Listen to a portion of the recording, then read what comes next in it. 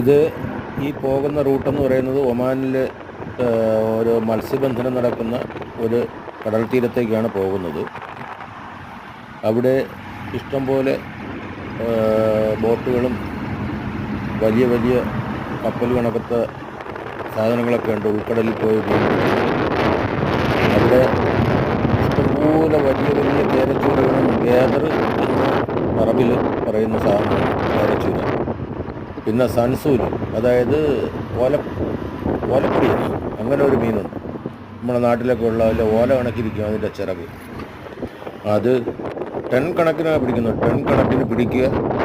തൊട്ടടുത്ത് തന്നെ ഒരു 10 കിലോമീറ്ററിനകത്ത് തന്നെ വലിയ വലിയ ഫിഷിംഗ് കമ്പനികളുണ്ട്.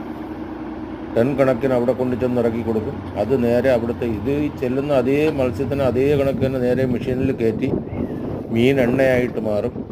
പിന്നെ അതിൻ്റെ വേസ്റ്റ് പിന്നെ കാലിത്തീറ്റയായിട്ടും പിന്നെ വളമായിട്ടും ഒക്കെ എല്ലാം, ഒരു സാധനം അതിൽ കളയാനില്ല, എല്ലാം പൈസയായിട്ടങ്ങ് മാറും.